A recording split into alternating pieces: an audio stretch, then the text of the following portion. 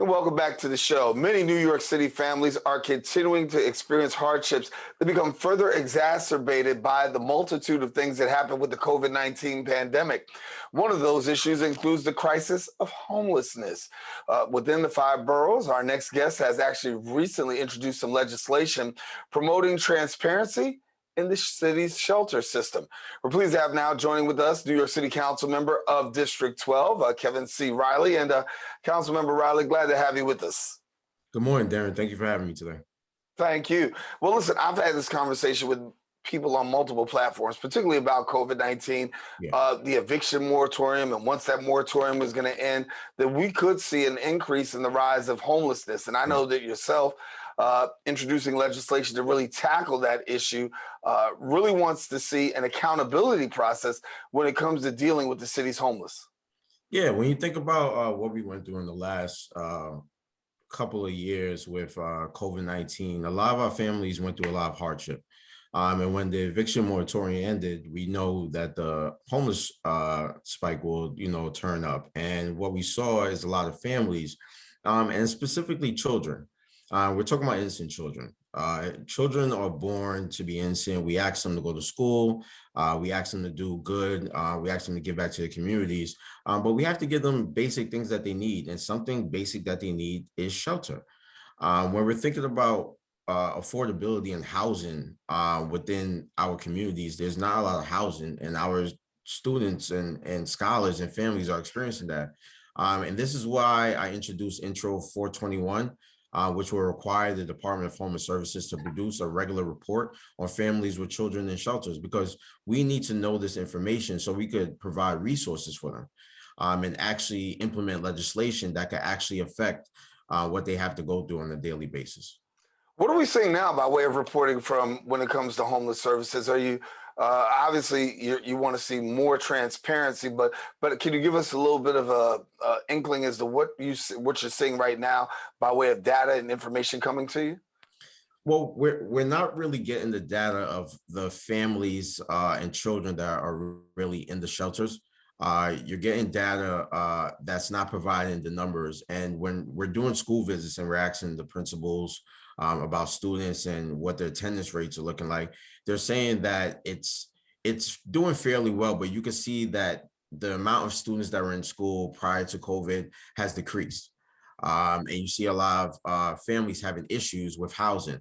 And we need to know this so we can kind of address these issues. And what we want this resolution to do is promote further data transparency in our New York City shelter system. And that's what we're really asking for. And we want a way to provide a way for the city to identify the vulnerable families that are dealing with these issues and the lack of infrastructure and the lack of housing within our communities. Yeah. And so when we look at homelessness in your district, how do you assess it and what do you see so far? When you're looking particularly in my district, I tell you, for instance, every day I drive on the highway to go into Co-op City, which is predominantly a large section of my community. There's a homeless man that's living outside of the highway. He stays there, he comes out, he helps clean cars. We try to give him some information and try to follow through with him, but everything's not really helping. And also in that same area, you have a bunch of RVs, people that are living in RVs within my community. Something that we went out and addressed, but when we're actually going out there, they're saying that the housing market is so bad that they rather live in the RVs because they don't want to go into the shelter system. Because they feel like the shelters, in order to get housing in New York City, a lot of our families feel like they have to go into the shelter system, and a lot of them don't want to produce their children to live in the shelters and have to deal with that. So that's what I'm kind of seeing in my district. So the lack of housing is an issue, but we need the data to actually be able to not only address that on the city level, but address it on the state and federal level as well. Yeah. So you introduced legislation 421. This calls for more transparency when it comes to getting information in regards to the homeless. Talk to us about where that legislation is right now. Well, we just introduced it last week. So we're waiting for it to go into the Committee of General Welfare, which is chaired by our Deputy Speaker, Daren Jaime. Right now, we're trying to get as much of our colleagues to sign on to the legislation as possible so we can show that it has majority of the City Council support to actually get it passed. Yeah. And how long could that potentially take? That process could take a while, but I think legislation like this, I think my colleagues realize that it's very important. We're really trying to help our school systems, and we're really trying to help our families. We have children and if we're just to take a step back, if we're looking at what's happening within our communities, we have to dissect the root of each issue. I think a lot of finger pointing is going out to our youth and our children on what they're doing out there, but you don't know what's happening when they're going home, or if even if they have a home to go to. We need to make sure that we're providing a healthy quality of life for our youth and our children within our community. And in order to do so, we have to know if they have adequate housing, if their families have employment, if they have health insurance, if they have access to resources where they could get extracurricular activities. What child doesn't want the satisfaction? What family doesn't want to have the satisfaction or having a community center within their community, or a center where the kids can actually explore or expand in knowledge and actually build social skills? So we need to get this information so we can actually address this on all levels of government, because it's important that we work together to address this. Yeah. So let me talk about what's going on in your area, particularly COVID. We talk about how we don't say we're out of it, because we're still dealing with it on a daily basis. And Yeah. a lot of modifications and a lot of requirements are still in place to be able to deal with these rising levels. But talk to us about the impact of COVID on your district. Give us an insight as to what you're seeing, because a lot of underserved people are caught in there. We know a lot of food insecurity continues to permeate within your district. Give us an insight as to where things are right now. Food insecurities. We're seeing a lot of houses going up for foreclosure because we lost a lot of seniors within our community. Um, Something else that we're seeing is we're having a huge sanitation issue. My district is being plagued with rats. We're getting dumping from the Westchester County. It seems like people are coming over from that county to kind of put trash over here. Something else that we're kind of seeing within our district is the legal parking of commercial vehicles, the tractor trailers, the RVs within our communities. They're just parking everywhere within the community. It's like a free fall. And when you're going outside and you're seeing the meter, our meter employees actually giving more tickets to regular cars than they are to the tractor trailers. So these are the COVID-19 issues that we're seeing that's happened before the pandemic, but since the pandemic has really expanded. Yeah. And the need for resources during this time. I mean, small businesses Yeah, were directly affected, right? yeah. And we know that a lot of businesses did not receive the PPP money, and some of them are really struggling to survive. What's been your conversation with businesses, and can you give us a status update with what you found with businesses in your area? Well, a lot of businesses actually opened during the pandemic in my district. I have a few businesses that opened during the pandemic. I had a few businesses that also closed down during the pandemic. Uh, I think it's the accessibility to actually get a grant or learning the information that's actually out there. My district, out of all the 51 council districts, is probably, I think, one of the three or one of the four that does not have a business district, a bid that's in the district that can actually help small businesses apply for these grants. We have a great working relationship with the Bronx Business Alliance. And I think now my colleague, Councilmember Julie Menon, who's the chair of the Small Business Committee, is really pushing the administration to make sure that we open in more bids and that we're actually able to give more bids money when they're able to actually help the small businesses within our community. So And not something having a else that we've been doing, I'm sorry to cut you off, no, Darren. I'm sorry, I cut you off. Go ahead. We've been also having a lot of resource fairs.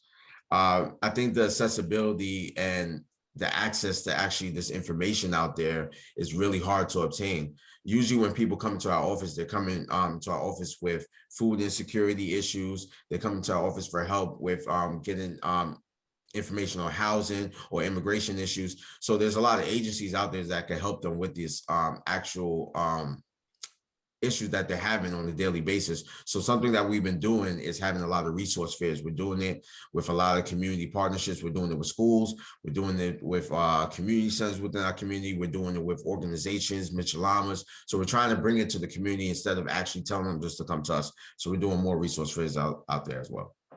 I wanted to go back where I was cutting you was that I wanted to ask about that business improvement district, because Yeah. you did mention that, you're one of the areas that doesn't have a business improvement district. Does that hurt or hinder the area by the fact that you don't have a bid? I think it hinders the area because business improvement districts really help give small business access to information that they won't be able to obtain themselves. When you look at a lot of bids, we get a lot of help from my colleague, Councilmember Dinowitz bid, the Jerome bid district that really helps out White Plains Road. If you look at White Plains Road, it was a blooming small business district a few years ago, and we could possibly even take a walk down. It'll be a good time to take a walk down White Plains Road. Now it looks totally different. A lot of stores closed down. There's a lot of trash that we're trying to address on White Plains Road. So it's a lot of issues going on there. And I think if we had a business improvement district within the community, they can help address those issues that we have on White Plains Road, help out a lot of people within our community. Because we have tons of businesses within our community, but they don't have a storefront. So they can actually help them get a storefront and give them access to information, grants out there, resources that they can actually obtain to actually be able to start their own small business storefront. Well, I certainly agree with you. I mean, when you walk along White Plains Road, it certainly is not what it used to be, but Correct. we know that the potential of what it possibly can become with a little bit more TLC can be transformative. It can be transformative to businesses, but most of all to the residents of that community, because you're talking about economic development, you're talking about community development, and you're talking about also people who tend to keep dollars right there in their very own community. So that's also some sustainability. So definitely something. Our community supports itself. Our community really supports all of our local business leaders within the district. Even me, down to the clothes that we wear. There are a lot of talented people within our community, and we want to keep the dollars within our district. We want to keep the dollars within our community, and that's how we're going to promote generational wealth within our community. We're trying. I think that's my first objective within the district is build the community together with collaborative efforts. And that's what we're trying to do. We're trying to pull in different entities in the community together to actually address the community needs. Because I don't think not one entity, not even me as a council member, will be able to address each and every community need. I need to lean on my community to come in and give me help, give me support to actually address these issues. And that's something I really, really feel that can help with the small businesses within District 12 if we get a business improvement district. Yeah. Councilmember Riley, before we close, I want to just give you the opportunity to just share a little bit more. Summer's upon us. Talk about what potentially you see happening in your district as we prepare for summer. I see a lot of amazing things happening in the district. We're doing a lot of community events. We're really utilizing our public spaces. I'm a big parks person. I'm really trying to get more money from the administration to invest in a lot of public spaces like the parks, the libraries within the community. But we're really going to be doing a lot of events on the district. We have a lot of community days coming up in each park in the district. So you can check out our page. We're on Twitter, Instagram, Facebook, Kevin C. Riley. You can check out our page for any further information. We also are trying to address a lot of issues within the city. I was able to introduce a few pieces of legislation, Intro 354, a local law to amend the administrative code of the city of New York to establish an office of continuing education in adult literacy. Adult literacy is something, and education is something that's important to me.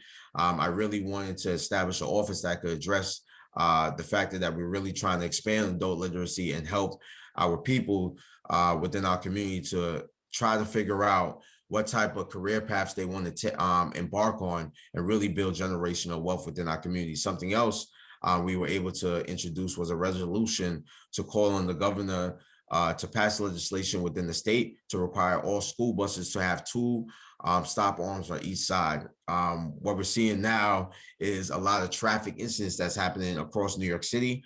We saw a lot of young kids get hit, killed, and also harmed when walking from and to the school. So we wanted to make sure we're keeping them safe. And what we wanted to do with all the school buses now is put two stop arms on each side that will be able to stop traffic so we don't have anyone speeding over across or around the buses. And we have a few legislation that's coming up as well, but really just really tune into our office.